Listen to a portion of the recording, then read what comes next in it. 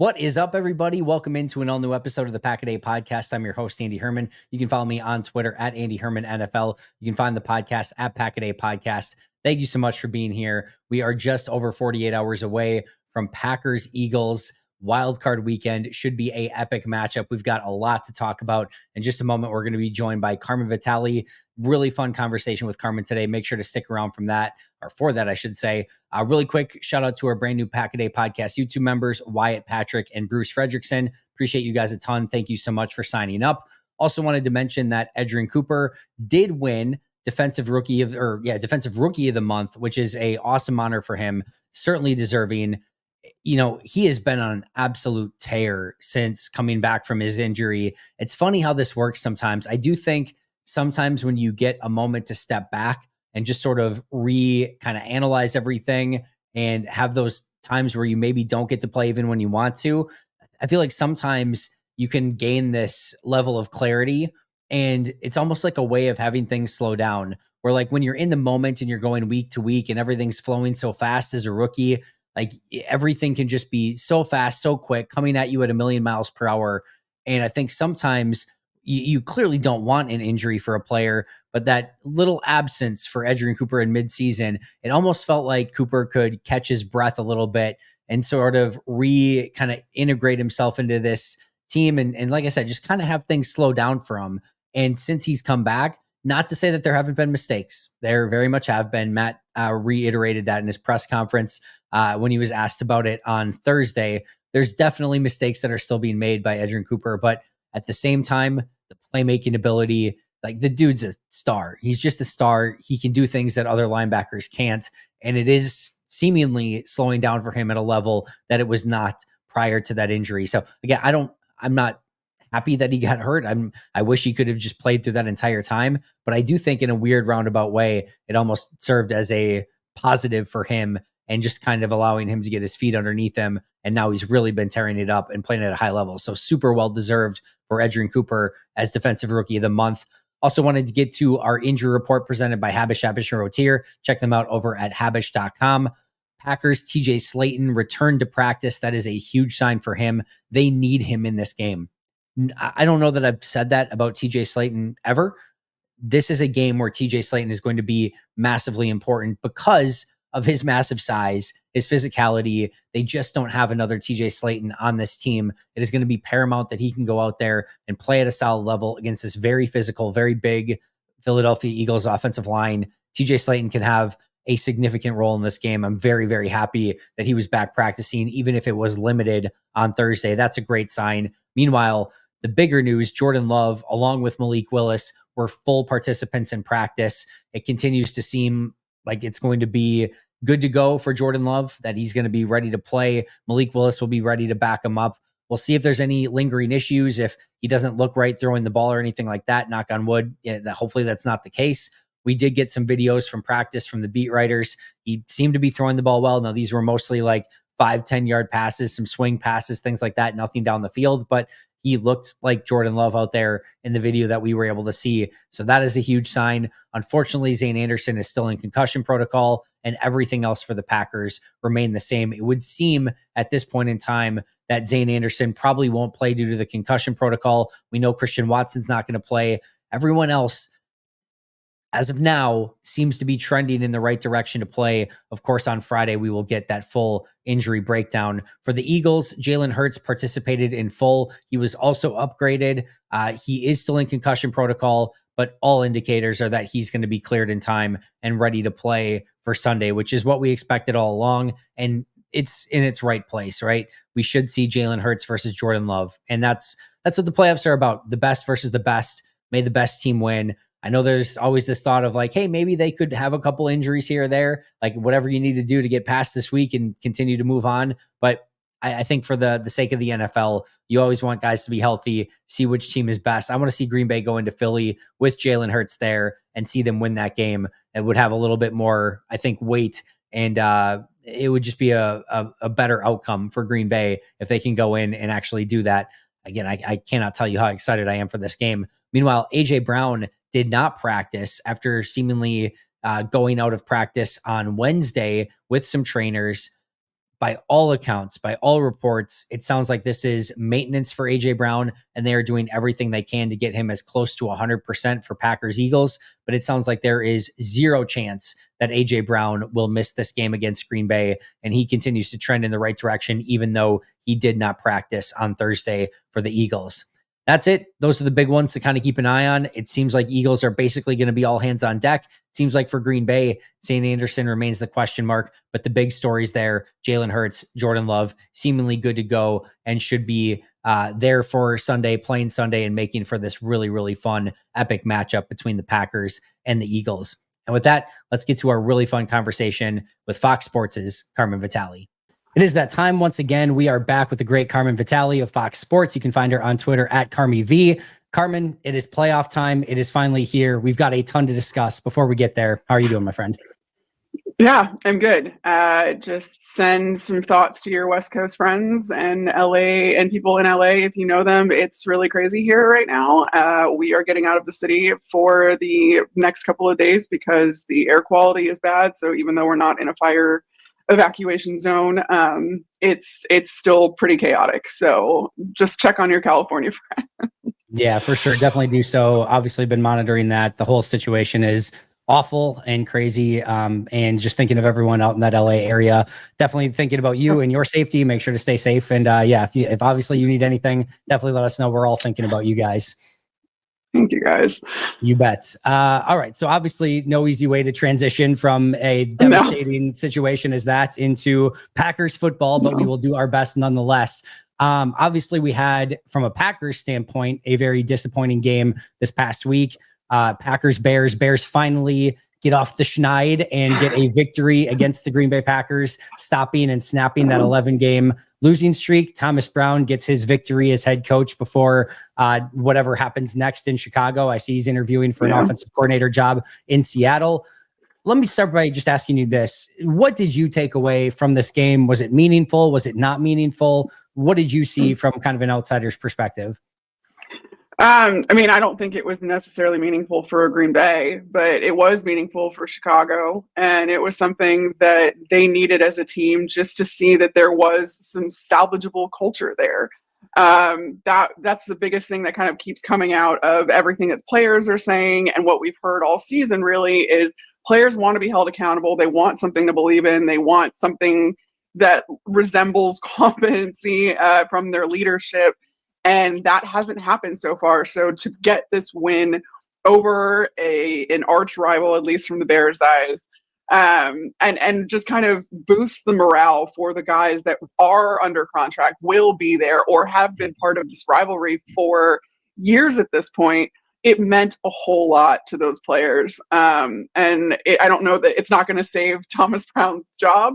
No, it's not going to get him to stick around, but it definitely now becomes part of Caleb Williams' lore in that his first trip to Lambeau Field, he came out with a win, which is not something that some of these other quarterbacks in Bears history can say. It's one of the things I wanted going in from a Packers standpoint is just don't give the Bears any reason for optimism. Don't give Caleb Williams any the Bears were obviously very floundering, very dysfunctional. They still, I'm sure, are to some extent, but don't give them any reason for hope or optimism going into the season. Yet here we are. From a Packers side of things, anything that you took away from this, anything that gives you cause for concern? Is it much ado about nothing? How do you kind of view their performance in this one? Yeah, the biggest concern, honestly, was that Christian Watson got hurt. And yes, there's been stretches of time where he has not been in the lineup, but I think you see the limitations of the offense a lot more starkly when Christian Watson isn't in there stretching the field vertically as an added component to what Matt LaFleur does so well with this offense and the way he calls games, and everything is really kind of affected. While he's not necessarily your volume guy or your number one wide receiver in that sense, in a lot of ways, he sets up other things. He allows for other things.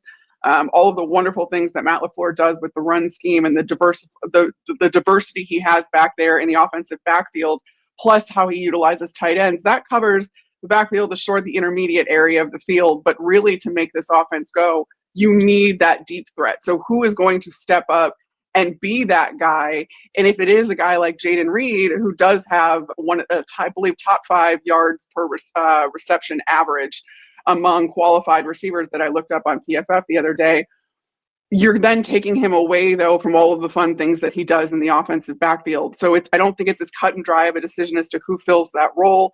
I think Matt LaFleur will have an answer, but that's the biggest thing that really concerned me, because outside of that, you're playing this game really conservatively if you're Green Bay. It's not a game that's going to matter at all. And yes, there was momentum and stuff that the Bears got, and they got, some optimism and all of those other things that you said you didn't want them to get from that.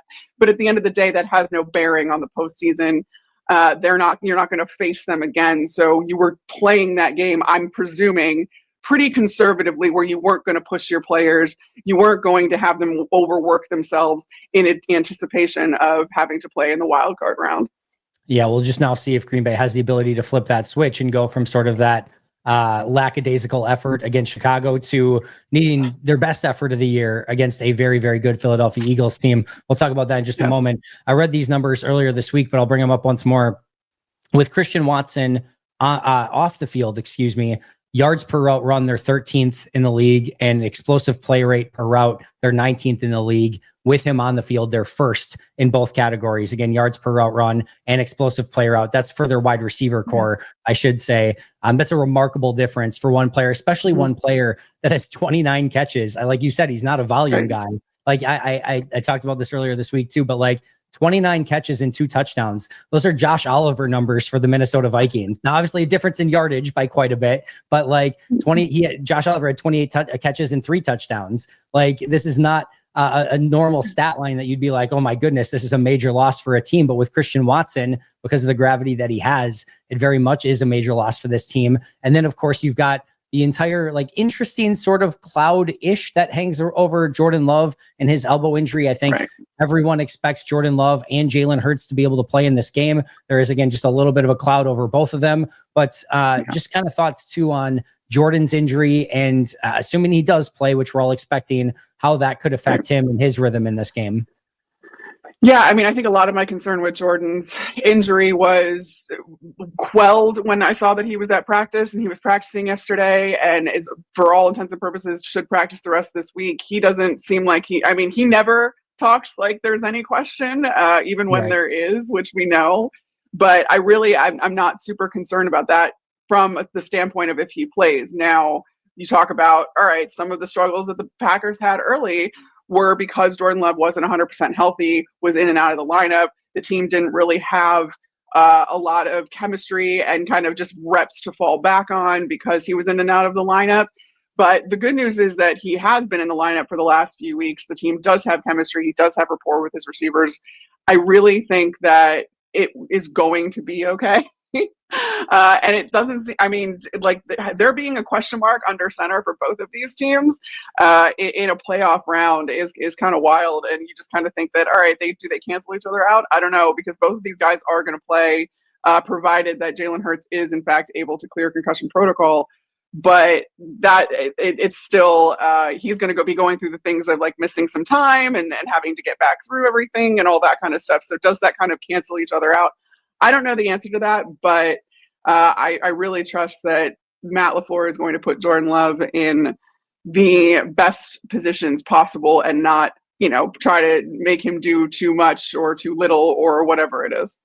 Totally agreed. And I think both offenses are going to be very pleased and happy that there's a Saquon Barkley and a Josh Jacobs that they can go to. As hopefully, what did I say? Did I say Josh Jacobs? Yeah, you did. You did. I thought maybe I said the wrong name, but thankfully I was agreeing. Yes. Thankfully, both of them in this game that you can lean on and have those guys. Well, maybe both of these quarterbacks work off a little bit of rust or kind of get that elbow going for Jordan, and just again kind of getting in some rhythm for both of these guys. We'll talk about that matchup more in just a moment. As we kind of close up last week, there was clearly one other massive NFC North battle: Minnesota versus Detroit. I'll have to be honest, I did not see Detroit just running right through Minnesota in that game, especially with some of the injuries that Detroit had. And they are just a really, really good football team. I don't know if the stage was just a little bit too big for Minnesota. I don't know what it was, but that was a really impressive performance. Jahmyr Gibbs showed off all of his abilities on a national stage.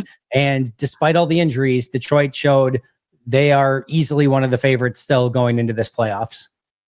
Yeah, I didn't really understand a whole lot of the doubt. I know that they have injuries, but they've had injuries from week 6 when Aiden Hutchinson went down. I mean, this True. is something that Aaron Glenn has been week in and week out adjusting to. And if you look at kind of some of the little indicators of what Aaron Glenn has done is increase the blitz rate, realizing you can't rely on that back level as much, really trying to get pressure, and it's worked so far. And I think the biggest thing in that Minnesota game was you realize, especially against a team like Minnesota, which has so many offensive weapons, you aren't going to be able to cover everything, especially with all of the injuries you have in the secondary.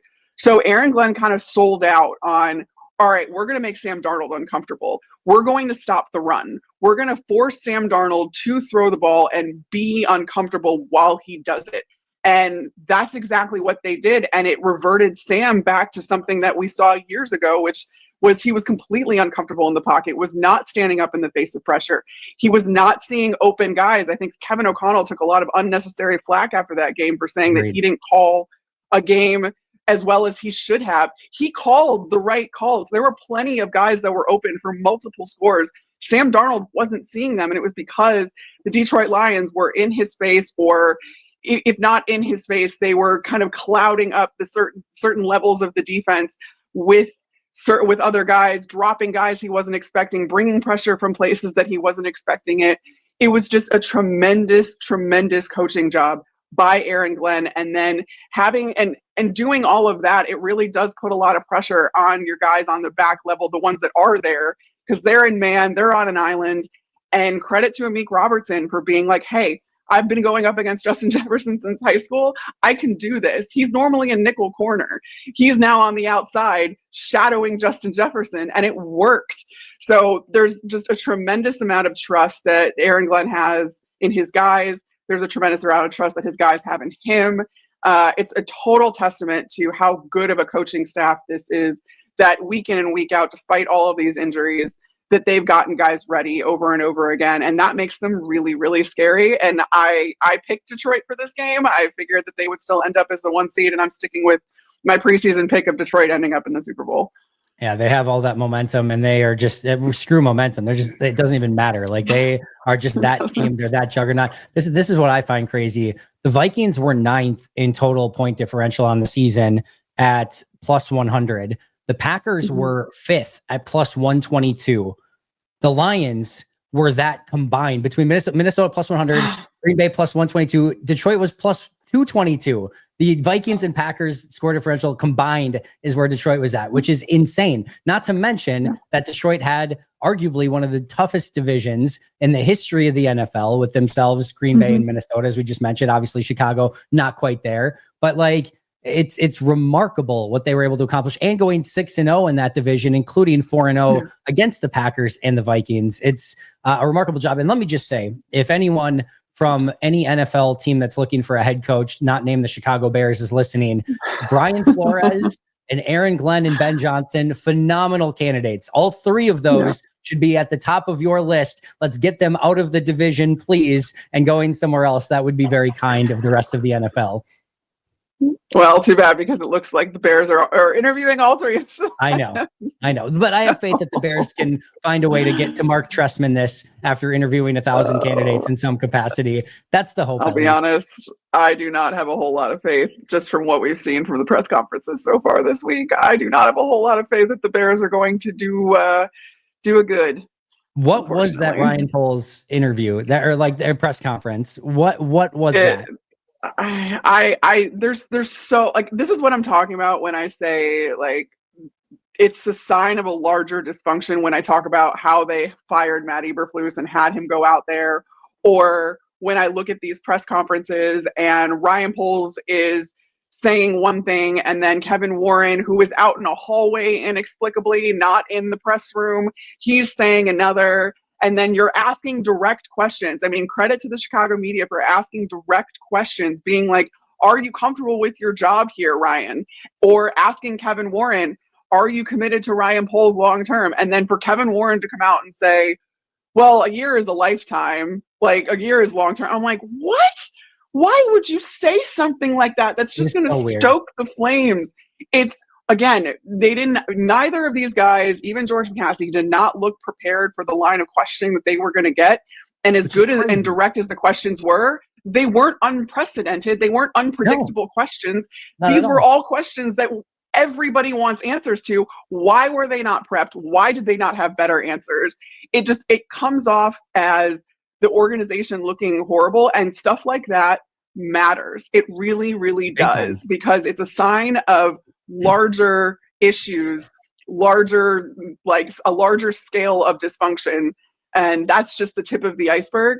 That's not the root of the problem.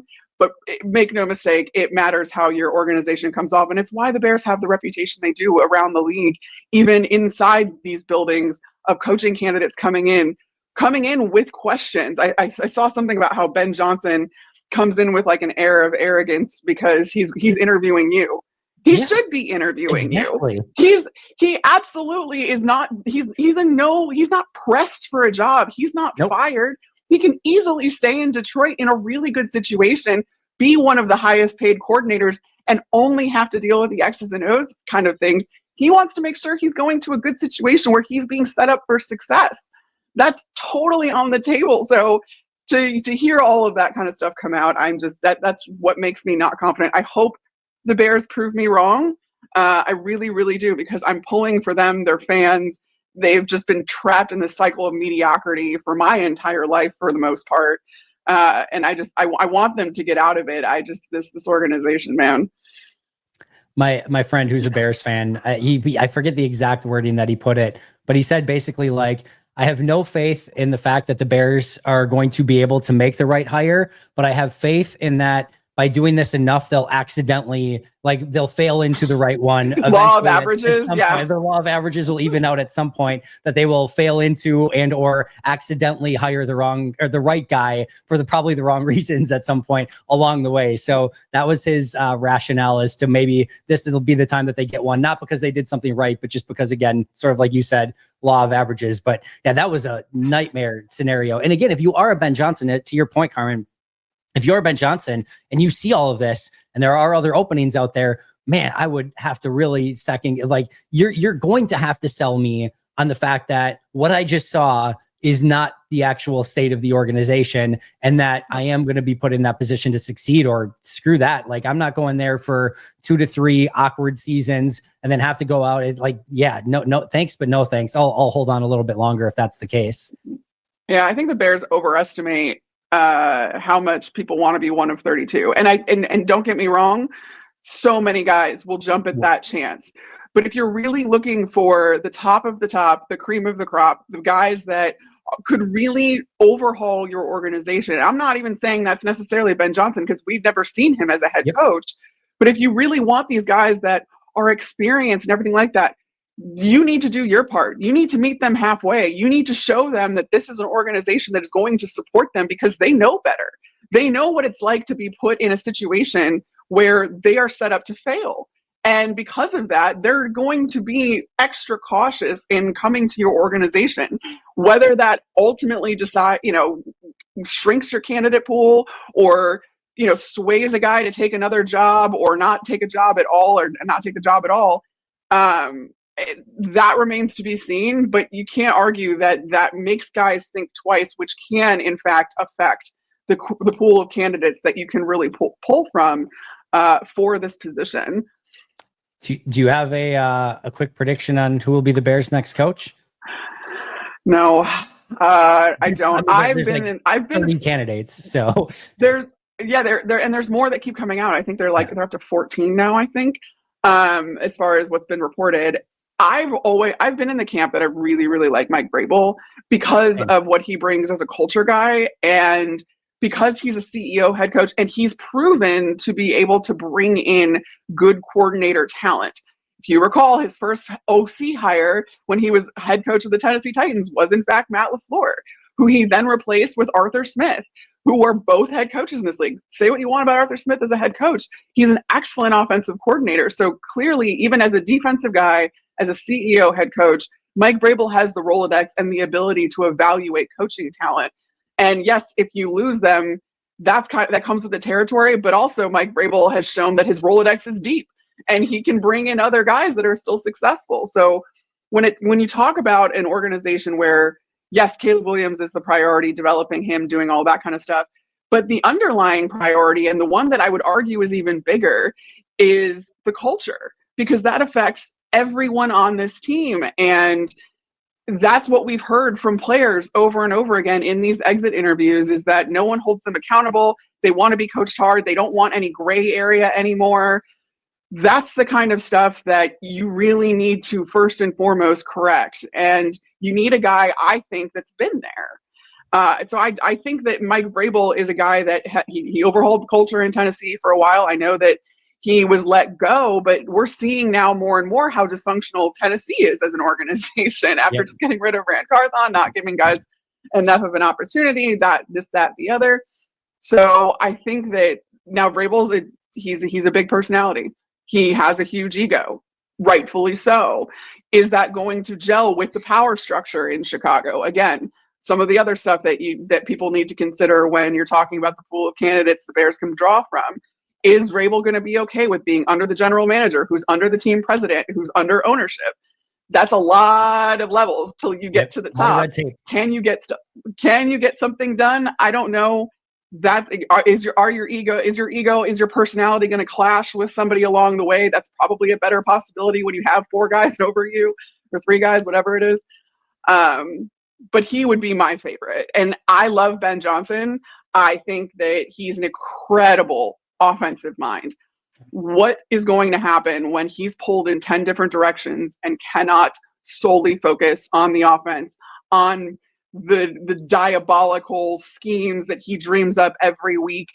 And I'm not saying he can't do it, but I am saying that I don't know that the Bears can afford to take that risk, can take that gamble. I feel like at this point, they need to get a guy in there that they know as much as you possibly can in advance that they are going to be good, because they have been good before. So at the very least, if it doesn't work out, you can point and say, well, this is the reason we thought it would, because it's worked out before. He has a track record.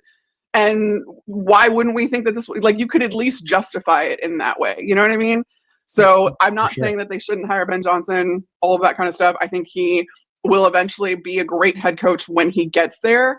But I think that there might be a learning curve, as there is pretty much with every coordinator that becomes a head coach. And I don't know if the Bears can afford that right now. No, it's going to be really interesting to see what they do. What I would say is the Bears need a play call or whatever, less than they don't need that. They need a foundation is what they need within their organization. That's a good way to put it. I think what people don't realize is, like, Green Bay's still living to a large extent off the foundation that Ron Wolf and Mike Holmgren and Bob Harlan to an extent set back in the 90s. And that has evolved through obviously Ted Thompson and Mike McCarthy. That has evolved through Brian Gutekunst and Matt LaFleur. It's not the exact same, but the foundation that they set back then and there is still very largely felt today, decades later. And so many people want that instant fix, or they want the hottest candidate or whatever. And that all sounds good on the surface, up until the fact that you realize there are creaks and crevices and cracks in the foundation everywhere. And it's like, you just thought maybe you needed a new paint job. And it's like, no, this is from the ground floor up, complete tear down and remodel of a franchise and an organization. And to just expect a guy that's really good at play calls and trick plays, which he's amazing. I'm not disparaging Ben Johnson at all. Maybe he can come in and do that. It's within the realm of possibility. Right. But I think it's more important to find that person from a Bears standpoint to work alongside, hopefully, the powers that be that are there to build that foundation. And if you can't do that, no matter what window dressing and new paint job you put on it, you're probably going to end up back at the same spot over and over and over again. And that's what's been happening, because they don't have that foundation. Exactly. No, I completely agree. I completely agree with you. And to Ben Johnson's credit, he saw Dan Campbell do it in Detroit. Can he replicate that? That's the question. And again, I think I would rather at this stage of the game go with a guy that I know has done this before himself and knows what to bring in and how to organizationally overhaul everything. We'll see. It'll be interesting. Let's take a look at the playoff games this week, specifically in the NFC North. Let's start with Vikings-Rams, the closest Vegas line of any of these games. Vikings favored by 1. Obviously, one of the things that hangs over this game is, unfortunately, the fires that are in LA. Game may end up having to be played in Arizona. But yeah, your thoughts on this game and how you could see this one going. Yeah, it's going to be really interesting to see just the location of the game. SoFi, for those of you that haven't been there, it looks like it's enclosed. It's not.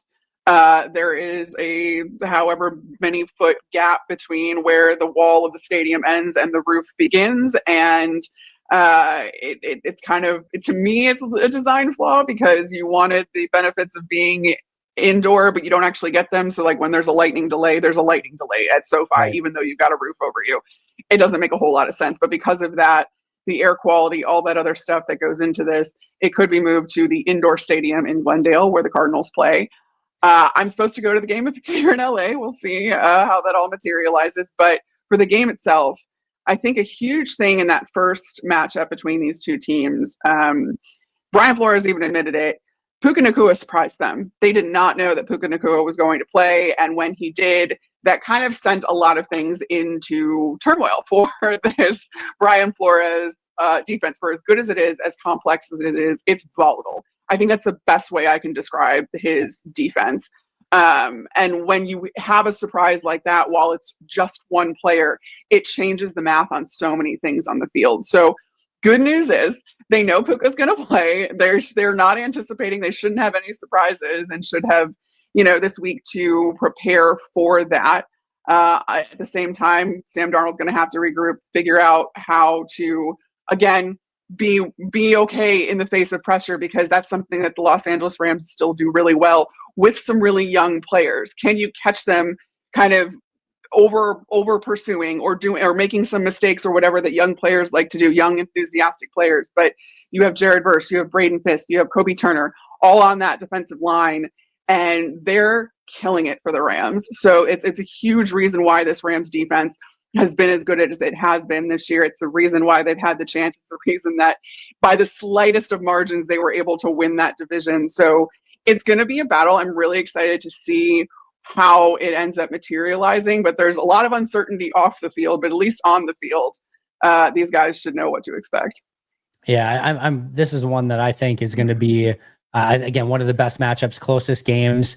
And from a Packers standpoint, of course, you're cheering against Minnesota. So you've got a true villain and a true face here in the Rams for Green Bay, regardless of what happens. So yeah, this to me, it's the last game of the playoff week of Wild Card weekend. And it's going to be, I think, have a huge factor in the NFC. I still think the Vikings have a real legitimate chance to win the NFC. Yep. I'm not sure I'm quite there with the Rams, but this could be one of those games where you get a true legitimate contender eliminated if the Rams can pull off, I guess, a home upset, if you will. They're only 1-point underdogs in this one. But this to me has a really close, epic game written all over it. And one of the ones that I certainly have earmarked for this weekend.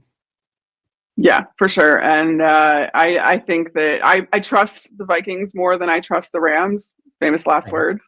But I do think that they're just a more complete team at this point. And it's going to be interesting, too, because Kevin O'Connell came up under Sean McVay. So can he finally can the grasshopper become, the teacher, the master, all of that kind of stuff when Kevin O'Connell plays Sean McVay this time? We'll see. It's funny how these things work because Matt LaFleur owns Sean McVay. Kyle Shanahan completely owns Matt LaFleur. I mean, they won this year when San Fran had the backup quarterback in and were basically had their JV squad going. But it's just interesting how some of these dynamics work between how some coaches get the best over their mentors. Sometimes the mentors get the best, but those are always fun matchups as well. Like I said, looking forward to this one. And then last but not least, Packers Eagles. Sunday, kind of the main event, the 3:30 game on Sunday, arguably the game of the week with the top two teams. How do you see this one going, and what are your expectations for this game?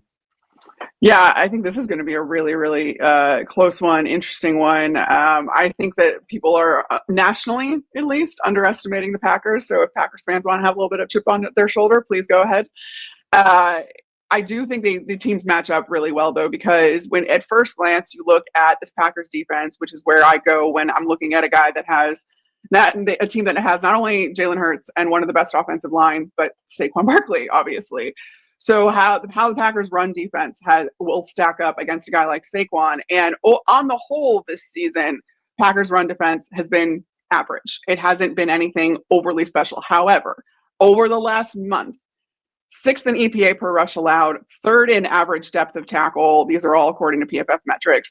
They're 15th in run defense grade, but obviously that's very subjective, and that's based on PFF's metrics solely. So when you look at EPA per rush allowed, and you're 6th in that, and you're limiting opponents in that way, that bodes well to me. On top of the fact that we've covered this before on a couple of the last episodes, just saying how much better that the Green Bay front has gotten as far as getting pressure. It's still obviously room for improvement, but from where they started to after their bye week, there has been a tangible improvement in that. So you think, all right, this is a more complete defense, which, hey, you changed defensive coordinators, you changed defensive schemes, which your team has been built on for the last 15 years. So obviously there was going to be a learning curve, some period of adjustment, all that other stuff. I think the Packers are past that. And I with the way that they've been able to take away the ball, they're 4th in the league in takeaways, 26 total. Their 12 fumbles ranked 2nd in the league. Their 14 interceptions ranked 4th. So again, a very complete effort, which is what you're going to need against these Philadelphia Eagles, but it's not as if the Packers are not capable of doing it and haven't been doing it as of late. The crazy thing is, since the bye week, DeAndre Swift is really the only one who's gotten anything going. He had 14 carries for 71 yards against Green Bay in their first matchup right after the bye week. After that, it was Christian McCaffrey, 11 for 31. Then it was Raheem Mostert, 5 for 19. David Montgomery, 14 for 51. Jahmyr Gibbs, 15 for 43. Nothing to really write home about there. Zach Charbonnet had a really good average, but only 8 carries for 54 yards. The Saints, 4 carries, 16 yards for Jordan Mims, 8 for 15 for Kendre Miller. Aaron Jones, 12 carries, 47 yards for him. Then DeAndre Swift, 20 carries, but 65 yards and a touchdown in this one. Like, they have not allowed anything close to a 100-yard rusher since the bye week. And to your point, like, this run defense has been night and day different. Now, Saquon Barkley is night and day different than any of those other guys. Exactly. You're so right. and that Eagles offensive line is night and day different than anything that they face. So it is a completely different challenge, but it is a really interesting matchup. And I think one that can go a long way in defining this game. If Saquon Barkley is just running wild, I don't like Green Bay's odds. If Green Bay can actually come in Saquon Barkley to a real legitimate extent, and he's around that 20 carries, 75 yards, something like that, man, I really like Green Bay's odds in this one. So you have one of the top rushing offenses against a really good rushing defense as of late. That's definitely one of the matchups I'm looking for early and often in this one. Yeah, and then obviously the other component to Philadelphia's offense, I mean, they're a run first, kind of take my shots where I see them type of offense, and that comes with A.J. Brown. And A.J. Brown is so incredibly sound this year. He has 0 drops. Basically, if Jalen Hurts is accurate, he's a really tough matchup. And because not only it's not as if he's taking kind of these high probability routes or catches or anything like that. He has 15 contested catches, which ranks in the top 10 in the league. His average his yards per route run is one of the best in the league as well. This is an incredible, incredible player. And again, you have to prevent Jalen Hurts from being able to get the ball to him, because there's really no stopping it, as we've seen throughout this season. It's just that Jalen Hurts has a really good sense of when to take those shots and identifying the defense and the matchups that A.J. Brown has on any given play, and he really exploits it. So, I mean, it's guys like Carrington Valentine that are going to need to kind of lead the way, with maybe some help from some of the safeties, which is the strength of that Green Bay secondary at this point. Although I have to say, Carrington Valentine has done well in the absence of Jair Alexander. 89 coverage grade, 2 interceptions, 1 forced incompletion. I believe 11 catches on 112 yards allowed in the span since that he's been playing in since Jair went out. That's all well and good, but again, when you're talking about Philadelphia and you're talking about this offense, A.J. Brown is a different animal. You need to be sound against him on every single play. Very much so. Just really quick, injury. The practice report came out while we were recording here. Same injury report as yesterday for Green Bay. Christian Watson, Zane Anderson, TJ Slayton were the only players not practicing. Also, the outdoor portion was open, and we do got video of Jordan Love throwing out at practice. So fantastic. seems to be spinning it well. It seems to look good. So hopefully that's a great sign for Jordan moving forward. Looks like he continues to be good to go as this week is progressing. So great news there for Green Bay. Since we probably don't have a ton of these left, Carmen, Vitali, and since I know you hate making predictions, I will pick on you anyway. I won't make you pick a score or anything, like just gut feel as of right now. I know we're still early in the week. We don't even know like final injury reports or things like that. Do you have an early gut feel for this game? I would pick Green Bay to cover. I think it's going to be really, really close. I don't know. I feel like it's a sneaky opportunity in the way that we were talking about the Rams being able to knock out the Vikings. I'm not just saying this because I'm on a Packers podcast. I really do think that the Packers have the opportunity to do that with the Philadelphia Eagles as well as they've been playing. It's an any given Sunday type of thing, and I do think that the Packers are being underestimated. I think that they have a really complete team when they're playing their best. It's just the question mark of if we're going to get their best, because that's been a little bit inconsistent this season. If you have a criticism of this season on the whole, or at least if I do, that's my criticism. You just haven't seen sustained kind of consistency out of this team. But if you can play your best in this game, I think that the Packers have a shot. I don't know that I'm going to go so far as to picking them to win, but I will pick them to cover. How's that? Deal. And we will take that. I love it. Carmen, you're the absolute best. What do you got cooking this week, and where can we find all of your amazing work? Yeah, foxsports.com is where my articles are. Did a lot with kind of the Bears head coaching search and why Ben Johnson actually would make sense. As much as I talked about Mike Vrabel, why Ben Johnson would make sense as well, not only for the Bears, but for him. And then I'm supposed to go to Rams Vikings, but we're going to see how everything materializes here in LA. So honestly, more than anything, more than checking out my work, please just, if you're the praying type, if you're the thoughtful type, send some thoughts and prayers to the people in LA and donate if you can. Find ways to get involved. There's a ton of resources. I have them on my social media, on my Instagram, just listing kind of certain organizations that are helping people and animals that have been displaced by this catastrophe. Awesome. We will put that in the show notes for today as well. We appreciate that a ton. And most importantly, Carmen, make sure to stay safe yourself. We will be chatting soon. I hope you're able to get to the Rams game and everything, hopefully from a fire standpoint, dies down here in the near future and we can get back to some normalcy in the LA area. Thinking about you guys. Stay safe. Make sure to follow her on Twitter at CarmyV. You can find me at Andy Herman NFL. That's going to do it for us today. But until next time, and as always, go Pack Go.